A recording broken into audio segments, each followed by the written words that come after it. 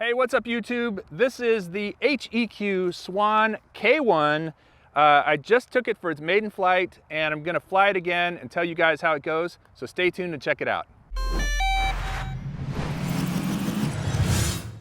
And this is the Swan K1. It is a vertical takeoff and landing drone fixed wing hybrid. And what it does is it takes off, and then when it gets up in the air, it actually tips over like so and flies as a fixed wing. And you can get allegedly 60 minutes of flight time with this thing on one battery.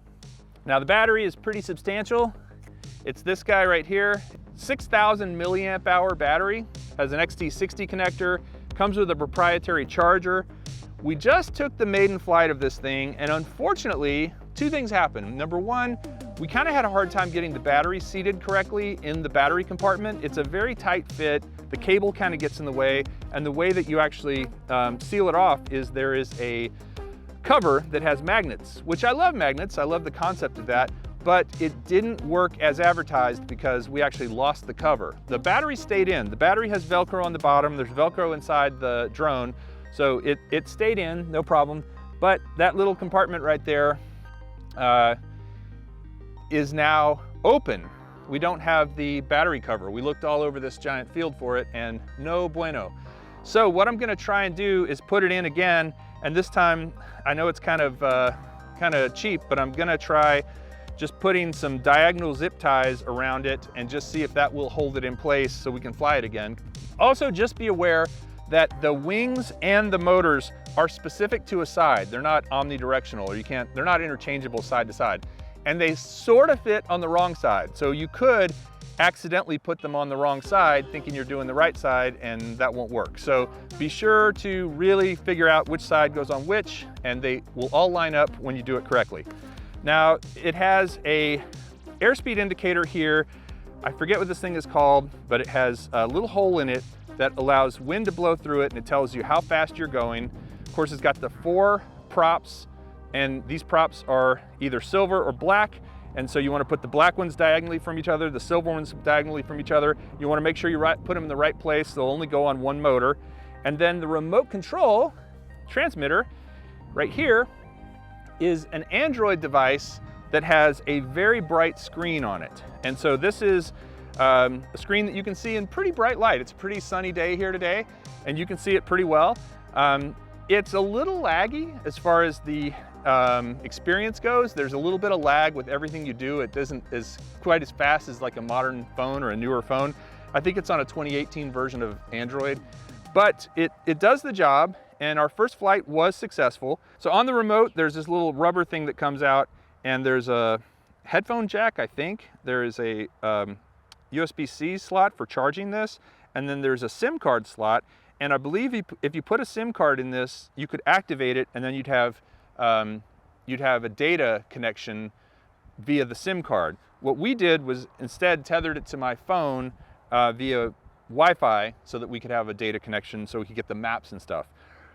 It does come in either a mode 1 or a mode 2 setup. Mode 2 is what most North Americans use, and so that's where you have your throttle and your yaw on the left stick, and you have your pitch and roll on the right stick. And then there's 3 main buttons here: the power button in the middle, the mode button on the left, which switches it between fixed wing and quadcopter mode, and then this is return to home on the right, which automatically brings it home. What you want to do is take it up to 30 meters, or about 100 feet in quadcopter mode, and then at that point start going forward with the right stick. So you pitch forward, and then you hit this button here, and it changes it from quadcopter to fixed wing mode. And it goes really fast in fixed wing mode. All of a sudden you're going from just kind of barely moving to really going. So that takes a little getting used to. But remember, you have to be at 30 meters. All right, so we're gonna go ahead and plug in the battery. Like I said, XT60 connector. It's supposed to give you up to an hour of flight time. And then the way that it goes, at least the way the instructions showed, it sits in there so that you have basically you can read the battery.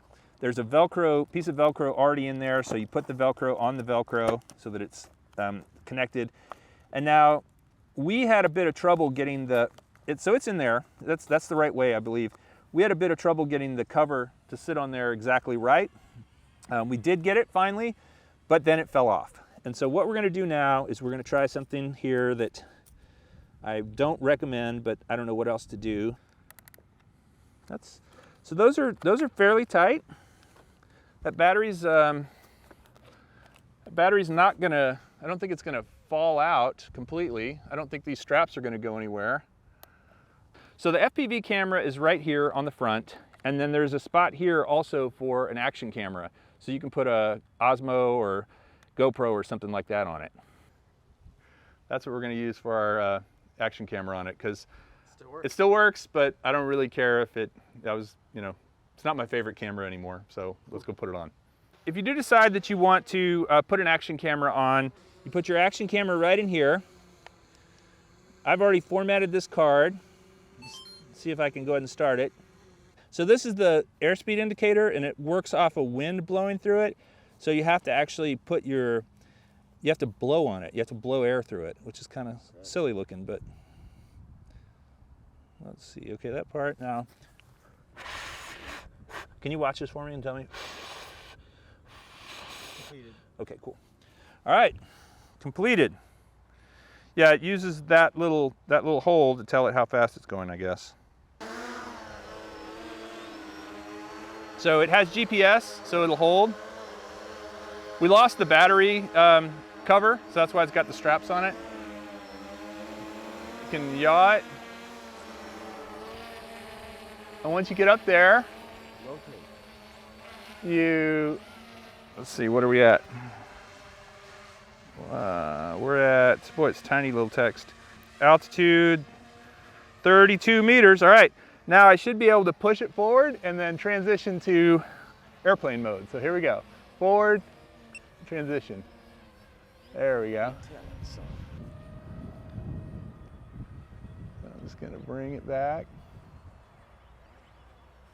So that's just, that's with the wind, so it's going really fast. Now, coming back against the wind. What's your battery flight time? An hour. What? Yeah, it's supposed to give you an hour. In this mode. So if you fly it a lot in quadcopter mode, it's gonna be less. But with the fixed wing, all it's doing is just pushing the thing forward. It's not having to lift it. You got two drones up there. Yeah, so that's me pushing the stick all the way forward and the throttle all the way down. It's super stable. I mean, it's obviously got gyroscopes and all kinds of stuff in it to keep it stabilized. It's hard to keep it low. Like it wants to climb. And then when it's going with the wind right there, that is absolutely no throttle. I've got the throttle all the way down, and I'm just, it's just getting blown by the wind. Now I'm gonna come back against the wind, and I've still got the throttle all the way down, but you can see it's climbing because it's getting that lift underneath its wings. Now I wonder, I don't think you can loop it. No, that's me climbing all the way, and it climbs, but it doesn't go up. I don't know if I can change into a manual mode so I can loop it, but I'm not gonna do that today because it's very windy. And I'm really relying on the GPS to help me keep it in position. I'm trying to get it down low so I can buzz us. But see, it won't go any lower.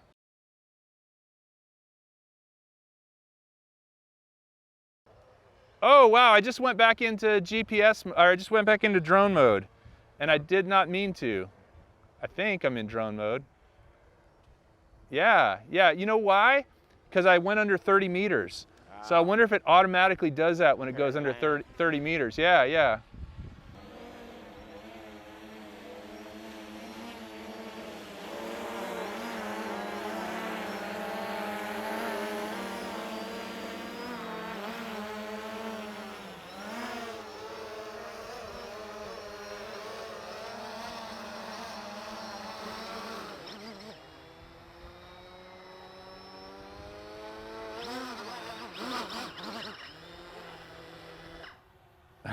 That was a little scary. All right, I'm here at the field with my favorite Norwegian, Jone. And we have the VTOL ready to take off. One thing I want to point out, this time I've put a little bit of gaffer's tape over the battery compartment.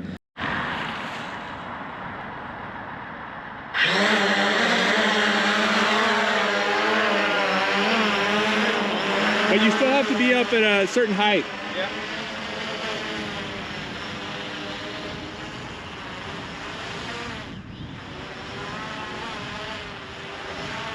Might be a little higher. I remember it being about 30 meters, I think is the magic number. There you go. It's pretty fast, so go easy on the stick. Now you should be able to give it less throttle, like bring the throttle way down and let it drop down a bit. I'm also wondering if that altitude holds it at a certain altitude holds it at a certain height, like it won't let it come down much. Because I remember I was trying to get it down lower so I could just fly a little closer, and I remember I was having a hard time with that. To me, it looks like it's climbing. Yeah, me too. It seems like it's getting smaller.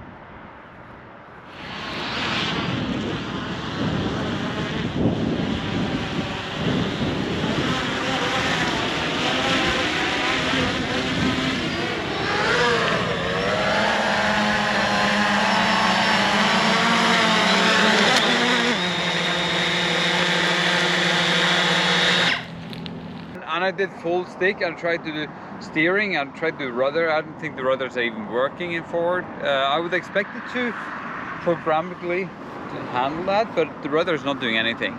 So really, it's just aileron. I think it's just aileron and banking, yes. But I think we need to look at the manual. Okay.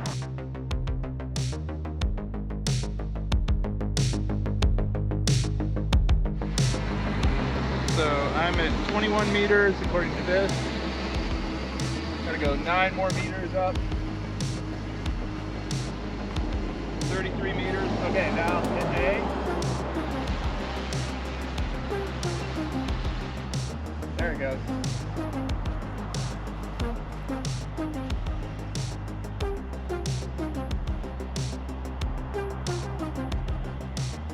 Now I'm gonna see if I can bring it down.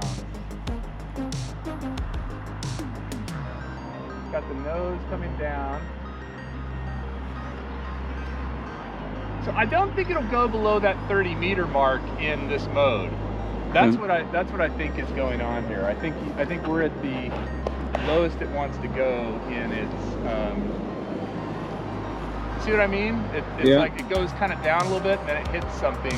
But I was quite much higher without it wanting to change, and I felt it was just climbing. See, I just pushed the nose, I pushed the right stick forward. Yeah. It just sort of wants to always go forward. It doesn't have a lot of. It will not allow you to slow down. No, it won't slow down. Not that I can tell. I've got the left stick all the way down right now, trying to slow down, and I've got the right stick with the nose pointed forward. But again, that might be its threshold, its altitude hold. You know, like it won't let me go below that 30 meters. Okay, I just hit return to home.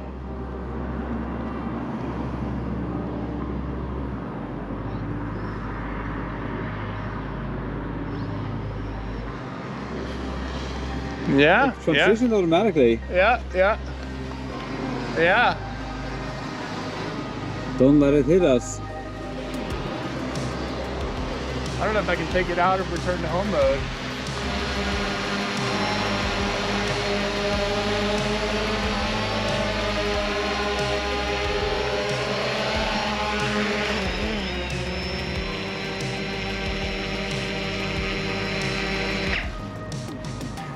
Yeah, it's kind of stressful to fly. My heart is thumping because there's a road right here. It's not a busy road, but it's not a road I want to go over either. And then at one point, because it doesn't bank very sharp, I kind of lost it behind these trees over here, off in that distance. Now, I did hit return to home. It came home and it landed pretty close to where we took off. We took off on this little piece of concrete, and it landed about, I don't know, 4, meter. 5 feet. meter and a half away. Yeah, not too far off, but it just isn't very responsive in the air. It doesn't have a lot of ability to slow it down. It seems to go at a constant speed. It doesn't turn very sharply. It's just not a very fun flight experience. I've flown fixed wings before, and to me, this thing just doesn't really hold up for fun flying. It's pretty easy to fly. You know, it keeps itself level. It stays in the air and keeps that altitude. But I could see where you could easily lose sight of it and it could just go way off, and then you'd have to hit return to home to hopefully get it back. Yeah, it's probably better for industrial applications, you know, given that it can fly for up to an hour on one battery. But I don't think for a hobbyist who just wants to have something to fly, a fixed wing to fly, it's a terrible drone flying experience, and it's a sort of mediocre fixed wing flying experience, in my opinion. Jonah, your thoughts? Totally agree with all of that. It's a while since I've been that nervous flying anything, and I'm used to things costing more. Yeah, well, this is kind of expensive for what it is, but there you go. Airspeed meter is not calibrated. Please calibrate. Again. Yeah. So we'll pull the battery out. Battery's already disconnected.